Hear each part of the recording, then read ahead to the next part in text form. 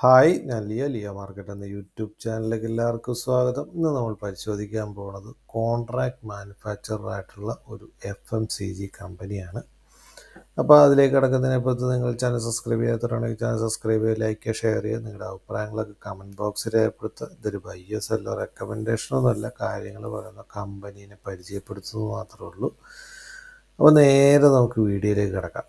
അപ്പോൾ ആദ്യം തന്നെ പറഞ്ഞോട്ടെ, ഇപ്പോൾ മാർക്കറ്റ് ഒരു വലിയൊരു നിർണായക ഘട്ടത്തിലെത്തി നിൽക്കുക. ആ നിർണായക ഘട്ടം ഏതാ?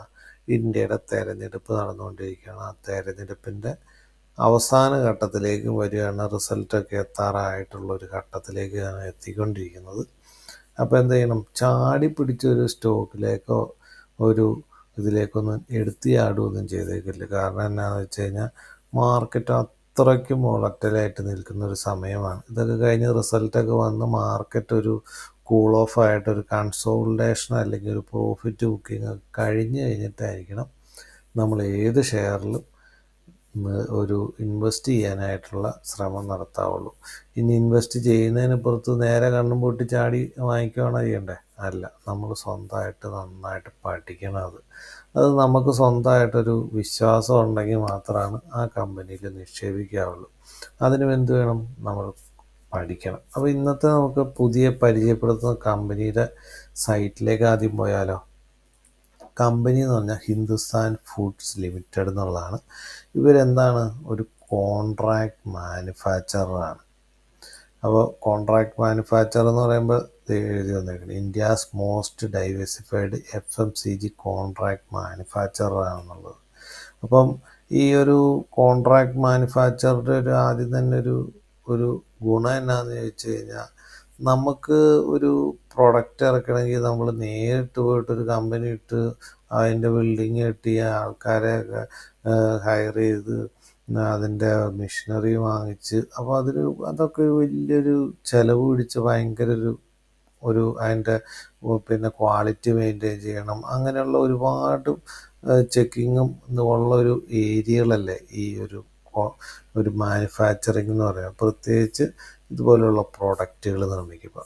അപ്പോൾ ആ ഒരു മേഖലയിലേക്ക് ഒരു കോൺട്രാക്ട് മാനുഫാക്ചറെ നമ്മൾ അന്വേഷിച്ച് പോവുകയാണെങ്കിൽ ഇതുപോലുള്ള കമ്പനികളിൽ പോയിട്ട് ഞങ്ങൾക്ക് ഇന്ന ക്വാളിറ്റിയിലുള്ള ഇന്ന ഏരിയയിലുള്ള ഇന്ന അതിൻ്റെ ഗുണഗണങ്ങളുള്ള ഇന്ന സ്പെക്കുള്ള പ്രോഡക്റ്റ് ഞങ്ങൾക്ക് വേണം, ഇന്ന ബ്രാൻഡിൽ വേണമെന്ന് പറഞ്ഞ് അവരെ ഏൽപ്പിക്കുകയാണെങ്കിൽ അവർ ആ ഒരു പറയുന്ന സ്പെക്കിലും ക്വാളിറ്റിയിലും നമുക്ക് പ്രോഡക്റ്റ് നിർമ്മിച്ച് നൽകും. നമ്മളെന്ത് കൊടുക്കണം? അതിനനുസരിച്ചുള്ളൊരു മാർജിൻ മാത്രം, അവരുടെ ലാഭവിഹിതം കൊടുത്താൽ മാത്രം മതി. അപ്പോൾ തന്നെ അവരുടെ ആ ഏരിയ. അപ്പോൾ നമുക്കെന്താ ഗുണമുള്ളത്? നമുക്ക് ഇതുപോലുള്ളൊരു വലിയൊരു ഒരു ബിസിനസ്സിൻ്റെ ഒരു ഗ്രൂപ്പിൻ്റെ ഇത് വെച്ച് നോക്കുമ്പോൾ എന്താ, ആ ഒരു ബിൽഡിങ് മെയിൻറ്റെയിൻ ചെയ്യേണ്ട, പിന്നെ അവരുടെ മെഷീനറി മെയിൻറ്റെയിൻ ചെയ്യേണ്ട, പിന്നെ അവരുടെ ആ പ്രൊഡക്റ്റ് നിർമ്മിക്കുന്നതിൻ്റെ ക്വാളിറ്റികളുമായിട്ട് ബന്ധപ്പെട്ടുള്ള ഒരുപാട് ഇൻസ്പെക്ഷൻസൊക്കെ ഉണ്ടാവും. അങ്ങനെയുള്ള കാര്യങ്ങളൊക്കെ എന്ത് ചെയ്യും? ഈ കോൺട്രാക്ട് മാനുഫാക്ചറിങ്ങിൻ്റെ പ്ലാന്റുകൾ നോക്കിക്കോളും. നമുക്കെന്താ പ്രൊഡക്റ്റ് നിർമ്മിച്ച് നമുക്ക് കിട്ടുകയും ചെയ്യും. അപ്പോൾ ആ ഒരു ബെനിഫിറ്റ് ഭാവിയിലേക്കും ഇനി അങ്ങോട്ടും വലിയ വളർച്ച സാധ്യതയുള്ളൊരു മേഖലയാണ്. കാരണം എന്താണെന്ന് വെച്ച് കഴിഞ്ഞാൽ ഈ ഒരു ബെനിഫിറ്റ് തന്നെയാണ് അതിൻ്റെ അകത്തെ മെയിൻ കാരണം. അപ്പം ഞാനിതൊക്കെ പറയുന്നുണ്ടെങ്കിലും നിങ്ങൾ സ്വന്തമായിട്ട് കൂടി പഠിക്കണം കേട്ടോ അതിൻ്റെ അകത്ത്. അപ്പോൾ ഈ കമ്പനിയുടെ 27 പാറ്റൻസ് ഉണ്ട്, 30 വർഷത്തിന് മുകളിൽ എക്സ്പീരിയൻസ് ഉണ്ട്, 5500 മുകളിൽ സ്ട്രോങ് ടീമുണ്ട് എന്നുള്ളതാണ് ഇതിൻ്റെ അകത്ത്. പിന്നെ താഴത്തേക്ക് അവരുടെ ഇതൊക്കെയാണ്. പിന്നെ അവരുടെ ട്രസ്റ്റഡ് പാർട്ട്നേഴ്സാണ് ഈ പറഞ്ഞിട്ടുള്ളത്. അപ്പോൾ ഒരുപാട് പാർട്ട്ണർമാരുണ്ട്. ആ പേരുകളൊന്നും ഞാൻ എടുത്തു പറയുന്നില്ല. കാരണം എന്താ വെച്ച് കഴിഞ്ഞാൽ ഈ പേരുകളൊക്കെ നമുക്ക് കാണാപ്പാടായിട്ടുള്ള പേരുകളൊക്കെ തന്നെ നമുക്ക് ഇതിൻ്റെ അകത്ത് നമ്മുടെ പ്രഗത്ഭരായിട്ടുള്ള പാർട്ട്ണർമാരൊക്കെ തന്നെയാണ് ഇതിൻ്റെ അകത്ത് വന്നിട്ടുള്ളത്. പിന്നെ നമുക്ക് ഇതിൻ്റെ അകത്ത് ഇവരുടെ സർവീസസ് നോക്കാം. സർവീസ് എന്തൊക്കെയാണ്? ഇത് എല്ലാവരും ഇരുത്തി പഠിക്കണം കേട്ടോ. ഞാനിത് ഓടിച്ചു വിടുന്നേ ഉള്ളൂ. ഇവരൊരു കോൺട്രാക്ട് മാനുഫാക്ചറാണ്. പിന്നെ അവരുടെ ഓരോ FMCG ഇൻഡസ്ട്രിയിൽ വേണ്ടത്, പിന്നെ അതിൻ്റെ അകത്തുള്ള ചലഞ്ചസ് എന്തൊക്കെയാണ് ഇതിൻ്റെ അകത്ത് ഒരു മെയിനായിട്ട് നോക്കുന്നത്? ഈ കോൺട്രാക്ട് മാനുഫാക്ചറുടെ ഒരു പ്രത്യേകത എന്ന് വെച്ച് കഴിയുമ്പോൾ എന്നാന്ന് വെച്ച് കഴിഞ്ഞാൽ എപ്പോഴും ലൈവായിട്ട് നിൽക്കണം. കാരണം പുതിയ പ്രൊഡക്റ്റ് വരുമ്പോൾ പുതിയ ഇത് വരുമ്പോൾ ആ ഒരു ക്വാളിറ്റിയിലും ആ ഇത് നിർമ്മിക്കുന്ന മെഷീനറീസും അതുപോലെയുള്ള പുതിയ ടൈപ്പ് ഒരു ഇത് വരുമ്പോൾ അതും നമ്മുടെ പ്ലാന്റിൽ വന്നാൽ മാത്രമാണ് ആ കമ്പനിക്ക് ഭാവിയിലേക്ക് വളർച്ചയ്ക്ക് സാധ്യതയുള്ളൂ. അതുകൊണ്ട് തന്നെ എന്തെന്നാൽ ഒരുപാട് ക്യാപിറ്റൽ റിക്വയർമെൻറ്റ് എപ്പോഴും ആവശ്യമുണ്ട്. പിന്നെ ആ ഒരു ഈ ഒരു ക്വാളിറ്റിയുടെ കാര്യത്തിൽ അവരുടെ ക്വാളിറ്റി എപ്പോഴും മെയിൻറ്റെയിൻ ചെയ്ത് പോകണം. ക്വാളിറ്റി മെയിൻറ്റെയിൻ ചെയ്ത് പോയില്ലെങ്കിൽ എന്നാ ഈ പറഞ്ഞ ആൾക്കാരൊക്കെ ഇട്ടിട്ട് വേറെ കമ്പനി അന്വേഷിച്ച് പോവുകയും ചെയ്യും. അതുകൊണ്ട് എന്താ എപ്പോഴും ഹൈ ക്വാളിറ്റി, എപ്പോഴും ക്വാളിറ്റി ഭയങ്കരമായിട്ട് മെയിൻറ്റെയിൻ ചെയ്യണം. പിന്നെ എന്നാ എപ്പോഴും അവരുടെ ലൈസൻസും അവരുടെ ഇതും അങ്ങനെയുള്ള ഏരിയകളൊക്കെ ഭയങ്കരമായിട്ട് നോക്കിക്കൊണ്ടിരിക്കും. എവിടെയെങ്കിലും ഒരു ചെറിയ പാളിച്ച പറ്റിക്കഴിഞ്ഞാൽ അവർക്ക് എന്നാ ഒരു കസ്റ്റമർ ആയിരിക്കുകയില്ല പോണത്, ഒരുപാട് കസ്റ്റമർ അതുപോലെ പോകും. അപ്പോൾ അതെന്നാന്ന് വെച്ചാൽ ഒരു ഭയങ്കര വലിയൊരു ചലഞ്ചാണ് ഈ കോൺട്രാക്ട് മാനുഫാക്ചറിങ്.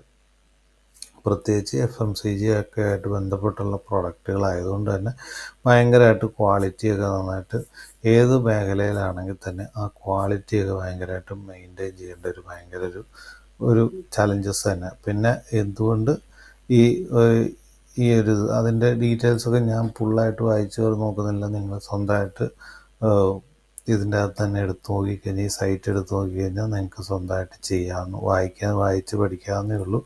അത് സ്വന്തമായിട്ട് പഠിക്കുമെന്ന് ഞാൻ വിചാരിക്കുന്നു. ഇനി നമുക്ക് നോക്കാനുള്ള ഇവരുടെ പ്രൊഡക്റ്റ്. അപ്പോൾ ഇതിൻ്റെ അകത്ത് നോക്കിയാൽ എത്ര ടൈപ്പ് പ്രൊഡക്റ്റ് ഉണ്ടെന്ന് നോക്കിയേ. Food and beverage. അപ്പോൾ ഈ സൈഡിൽ പ്ലസ് ഉണ്ട്. ആ പ്ലസ് ഞെക്കി കഴിയുമ്പോൾ ഇഷ്ടംപോലെ പ്രൊഡക്റ്റുകൾ അതിൻ്റെ അകത്ത്, അതൊക്കെ നിങ്ങൾ സ്വന്തമായിട്ട് വായിച്ചോട്ടാം.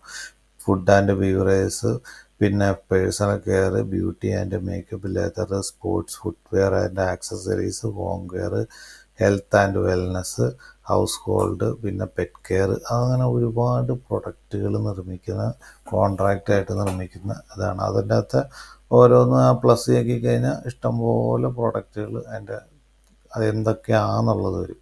പിന്നെ ഇവർ നിർമ്മിക്കുന്നത് എന്തോന്നാ, ഇന്ത്യ ടോപ്പ് FMCG ബ്രാൻഡുകളാണ് ഇതിന് പറയുന്നത് ഇവർ നിർമ്മിച്ച് കൊടുക്കുന്നത്. അപ്പോൾ അതുപോലത്തെ പ്രൊഡക്റ്റുകളൊക്കെ നമുക്ക് ഇഷ്ടംപോലെ പരിചയമായിട്ടുള്ള ഇഷ്ടംപോലെ പ്രൊഡക്റ്റുകൾ ഈ ഇതിൻ്റെ അകത്ത് വരുന്നുണ്ട്. അപ്പോൾ അതും നമുക്ക് എന്നാ അപ്പോൾ ഈ ഒരു കമ്പനിയുടെ ഒരു ക്വാളിറ്റി കാരണമല്ലേ ഇതുപോലുള്ള പ്രൊഡക്റ്റുകളും ഒക്കെ ഇവിടെ നിർമ്മിക്കുന്നത്. അപ്പോൾ ഭാവിയിലേക്കും ഒരുപാട് വളർച്ച സാധ്യതയായിട്ടാണ് എനിക്ക് ഫീൽ ചെയ്യുന്നത്. പിന്നെ ഇത് ഇന്ത്യയിൽ എവിടെയൊക്കെയാണ് അവരുടെ ലൊക്കേഷൻസ് ഉള്ളത്. ഇപ്പോൾ ഒരു സ്മോൾ ക്യാപ്പ് കമ്പനി ആയപ്പോൾ തന്നെ ഇത്രയും കമ്പനികളോളം ഉണ്ട് അവർക്ക്. അപ്പോൾ ഭാവിയിലേക്ക് ഒരുപാട് വളർച്ച സാധ്യത ഇതിൻ്റെ അകത്തുണ്ട്. പിന്നെ ഇന്ത്യയിലൊരു ബെനിഫിറ്റ് എന്നാന്ന് വെച്ചാൽ ഇന്ത്യ പിന്നെ ഒരു നെക്സ്റ്റ് വളർച്ചയുടെ പാതയിലാണ്. അപ്പോൾ ആ ഒരു വളർച്ചയിൽ കയറ്റുമതിയൊക്കെ ഒരുപാട് പ്ലാൻ ചെയ്യുന്ന ഒരു കൺട്രി കൂടെയാണ്. അപ്പോൾ ഇവർക്ക് ആ ഒരു ബെനിഫിറ്റും ഈ മേഖലകളിൽ നിന്നും ഒക്കെ എല്ലാ മേഖലകളിൽ നിന്നും കിട്ടാൻ ചാൻസ് ഉള്ളൊരു കമ്പനിയാണെന്നത് ഈ കൂട്ടത്തിൽ പറഞ്ഞാട്ടെ. ഇനി നമുക്ക് ഇതിനകത്തെ ഫണ്ടമെൻ്റൽ നോക്കാം. NSEയിൽ BSEയിൽ ലിസ്റ്റ് ചെയ്തേക്കുന്ന ഒരു കമ്പനിയാണ്. 5657 കോടിയുടെ ഒരു സ്മോൾ ക്യാപ്പ് കമ്പനിയാണ്. ഇപ്പോൾ ഈ സ്മോൾ ക്യാപ്പിൻ്റെ ആദ്യം തന്നെ പ്രത്യേകത കൂടി നമുക്കൊന്ന് പറഞ്ഞേക്കാം. സ്മോൾ ക്യാപ്പിൻ്റെ പ്രത്യേകത എന്ന് വെച്ചാൽ ഏറ്റവും കൂടുതൽ വേരിയേഷൻ വരുന്ന ഒരു പീരീഡാണ്. മാർക്കറ്റിൽ പോസിറ്റീവ് ന്യൂസ് ആണെങ്കിൽ ഭയങ്കര പോസിറ്റീവായിട്ട് അതിൻ്റെ ട്രെൻഡ് പോകും. നെഗറ്റീവ് ആണെങ്കിലോ അതുപോലെ തന്നെ പ്രോഫിറ്റ് ബുക്കിങ് വരും. അപ്പോൾ ഹ്യൂജ് വേരിയേഷൻ വരുന്നൊരു പീരീഡാണ് ഒന്നുകൂടി. പ്രത്യേകിച്ച് ഈ ഒരു സമയം മാർക്കറ്റ് ഓൾ ടൈം ഹൈയിലെത്തി നിൽക്കുകയാണ്. അതുകൊണ്ട് തന്നെ എടുത്ത് ചാടിയൊന്നും ആരും എടുത്ത് വാങ്ങിച്ചേക്കില്ല. പിന്നെ നന്നായിട്ട് പഠിച്ച് നന്നായിട്ട് വിശ്വാസം ഉണ്ടെങ്കിൽ മാത്രമേ വാങ്ങിക്കാവുള്ളൂ. പിന്നെ current market price 494, 52 week high എന്ന് പറഞ്ഞാൽ 630, 52 വീക്ക് ലോ എന്ന് പറഞ്ഞാൽ 461, സ്റ്റോക്കിൻ്റെ PE 60.8, ബുക്ക് വാല്യൂ എന്ന് പറഞ്ഞാൽ 56.4, ഡിവിഡൻഡ് ഇല്ല, ROC 15.4, ROE എന്ന് പറഞ്ഞാൽ 18.2, ഫേസ് വാല്യൂ 2 ഉള്ളൂ. മാക്സിമം ചാർട്ട് പാറ്റേൺ ഒക്കെ ലെഫ്റ്റ് ടു റൈറ്റ് കയറ്റമാണ്. പിന്നെ നമുക്ക് താഴത്തേക്ക് പോയി നോക്കുമ്പോൾ year on year sales growth 2019 മാർച്ചിൽ വെറും 492 ഉണ്ടായിരുന്നുള്ളൂ. അതിപ്പോൾ എത്രയായി, മാർച്ച് 2024 എത്തിയപ്പോൾ 2755. അപ്പോൾ എല്ലാ കൊല്ലവും സെയിൽസ് കൂടി വരുന്നുണ്ട്. ഓപ്പറേറ്റിംഗ് പ്രോഫിറ്റ് ആണെങ്കിൽ 33 കോടിയിൽ നിന്ന് 222 കോടിയിലേക്ക് വളർന്നിട്ടുണ്ട്. ഓപ്പറേറ്റിംഗ് മാർജിൻ ആണെങ്കിലോ അത്ര വലിയൊരു ഭയങ്കര മാർജിൻ അല്ലാതെ 6നും 8നും ഇടയിലാണ് നിൽക്കുന്നത്. അപ്പോൾ നെറ്റ് പ്രോഫിറ്റ് ആണെങ്കിലോ 12 കോടിയിൽ നിന്ന് 93 കോടിയിലേക്ക് വളർന്നിട്ടുണ്ട്. പിന്നെ റിസർവ് ആണെങ്കിലോ 2019 മാർച്ചിൽ 51 കോടിയിൽ നിന്ന് 623 കോടിയിലേക്ക് വളർന്നിട്ടുണ്ട്. ഇവിടെ ഇതിൻ്റെ അകത്തൊരു ചെറിയ നെഗറ്റീവ് വശം എന്നാന്ന് ചോദിച്ചു കഴിഞ്ഞാൽ ഈ കടമാണ്. കടം നോക്കിയാൽ 98 കോടിയിൽ നിന്ന് 730 കോടിയിലേക്ക് വന്നു. അപ്പോൾ റിസർവിൻ്റെ മുകളിലേക്ക് പോയിട്ടുണ്ട്. അതൊരു കമ്പനീനെ സംബന്ധിച്ച്, അത് സ്മോൾ ക്യാപ്പ് കമ്പനീനെ സംബന്ധിച്ച് അത്ര ഒരു പോസിറ്റീവ് വശമല്ല. അത് ലോങ് ടൈം ബോറോയിങ്സ് ആണോ ഷോർട്ട് ടൈം ആണോ നോക്കിക്കഴിഞ്ഞാൽ long time borrowings 495, short time borrowings 191 ഉണ്ട്. അപ്പോൾ ഇത് കൂടി പോകണം അത്ര നല്ലതല്ല. പ്രത്യേകിച്ച് റിസർവിൻ്റെ മുകളിലേക്ക് പോകുന്നത് അത്ര നല്ല കാര്യമല്ല. അത് എല്ലാവരും ഓർമ്മയിലിരിക്കണം. പിന്നെ നമുക്ക് ഷെയർ ഹോൾഡിംഗ് പാറ്റേൺ നോക്കുകയാണെങ്കിൽ 2021 ജൂണിൽ 62.62 അതിപ്പോൾ എത്ര 63.82 ഇവിടുന്ന് ഡിസംബർ 2023 ഒരു കുറച്ച് ചെറുതായിട്ടൊന്ന് ഒരു ഷെയർ കുറച്ചിട്ടുമുണ്ട് കേട്ടോ പ്രൊമോട്ടർ. പിന്നെ FIS ആണെങ്കിലോ 6.58 എത്രയായി 6.7 ചെറുതായിട്ട് കൂട്ടിയിട്ടുണ്ട്. DIS ആണെങ്കിൽ 6.96 7.18 കൂട്ടിയിട്ടുണ്ട്. പബ്ലിക്കിൻ്റെ കയ്യിലാണെങ്കിൽ 22.3 കാണുന്നത്. ഇനി നമുക്ക് ഇതിൻ്റെ ചാർട്ട് പാറ്റേൺ നോക്കാം. ഇത് മന്ത്ലി ചാർട്ടാട്ടോ ഇതിൻ്റെ. അപ്പോൾ മന്ത്ലി ചാർട്ടിൽ ഈ ചാർട്ട് നോക്കിയാൽ ഇതിൻ്റെ അകത്തൊക്കെ നല്ല വോളിയമൊക്കെ വന്നിട്ടുണ്ട്. RSI വാല്യൊക്കെ ആണെങ്കിൽ 50 നിൽക്കുന്നു. MACD ആണെങ്കിൽ ഒരു നെഗറ്റീവ് ടെറിട്ടറിയിലൊക്കെയാണ് കിടക്കുന്നത്.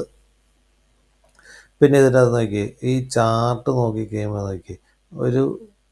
ഒരു കയറ്റം, അത് കഴിഞ്ഞിട്ടൊരു പ്രോഫിറ്റ് ബുക്കിങ്, അത് കഴിഞ്ഞിട്ടൊരു ബ്രേക്ക് ഔട്ട്. ആ ബ്രേക്ക് ഔട്ട് നടത്തി കഴിയുമ്പോൾ വലിയൊരു റാലി. ആ റാലി കഴിഞ്ഞിട്ട് പിന്നെ ഒരു കൺസോളിഡേഷൻ, അത് കഴിഞ്ഞിട്ട് ആ പഴയ ഹൈയിങ് ബ്രേക്ക് ചെയ്ത് കഴിഞ്ഞാൽ ഭയങ്കര റാലി, അത് കഴിഞ്ഞിട്ട് വീണ്ടും ഒരു പ്രോഫിറ്റ് ബുക്കിങ്. ഈ പ്രോഫിറ്റ് ബുക്കിങ്ങിൻ്റെ കാലഘട്ടം നോക്കിയാൽ 2021 മുതൽ അതിൻ്റെ ഏറ്റവും ലോ വന്നേക്കണ ഒരു പീരീഡ് നോക്കിയാൽ ഈ ഏരിയയിൽ നോക്കി 2022 ഏകദേശം ഒരു 1.5 കൊല്ലത്തിൻ്റെ അടുത്ത് പ്രോഫിറ്റ് ബുക്കിങ്ങിൽ നിൽക്കുന്ന ഒരു കമ്പനി. അത് കഴിഞ്ഞിട്ടാണ് അവിടുന്ന് ബ്രേക്ക് ഔട്ട് വന്ന് വലിയൊരു റാലി നടത്തിയേക്കണത്. അത് കഴിഞ്ഞിട്ടോ ഈ റാലിയുടെ ഹൈ വന്നേക്കണ എപ്പോഴാണ് 2022 ഡിസംബർ മാസത്തിൽ. അത് കഴിഞ്ഞിട്ട് ഇപ്പോഴും അതിൻ്റെ പ്രോഫിറ്റ് ബുക്കിങ്ങിൻ്റെ ആ കട്ട് വിട്ട് മാറിയിട്ടില്ല. അപ്പോൾ ഒരു റാലി കഴിഞ്ഞിട്ട് ഒരു 1.5 കൊല്ലത്തോളം പ്രോഫിറ്റ് ബുക്കിംഗ് കഴിഞ്ഞ് അടുത്തൊരു പോസിറ്റീവ് ന്യൂസ് വരുന്നവരെ വെയിറ്റ് ചെയ്തിട്ടാണ് പിന്നത്തെ ബ്രേക്ക് ഔട്ട് വരുന്നത്. ആ ബ്രേക്ക് ഔട്ട് കഴിഞ്ഞിട്ട് പിന്നെ ആ പഴയ ഹൈ വിട്ട് താഴത്തേക്ക് പോയില്ല. അപ്പോൾ ഇപ്പോഴത്തെ ഈ ഒരു കൺസോളിഡേഷനൊക്കെ കഴിഞ്ഞ് കഴിയുമ്പോൾ എന്താ സംഭവിക്കുന്നത്, അടുത്ത റെസിസ്റ്റൻസ് ആയിട്ട് തന്നെ 675 749 ഏരിയ ബ്രേക്ക് ചെയ്താൽ പിന്നെ ഇതായിരിക്കും ഒരു സപ്പോർട്ടായിട്ട് വരാൻ ചാൻസ്. ഇപ്പോഴത്തെ ഒരു മാർക്കറ്റിൻ്റെ ഒരു അവസ്ഥയും കൂടി നിങ്ങൾ ആലോചിച്ചോണം കേട്ടോ. മാർക്കറ്റ് ഓൾ ടൈം ഹൈ ആണെന്ന് ഓർമ്മ വേണം.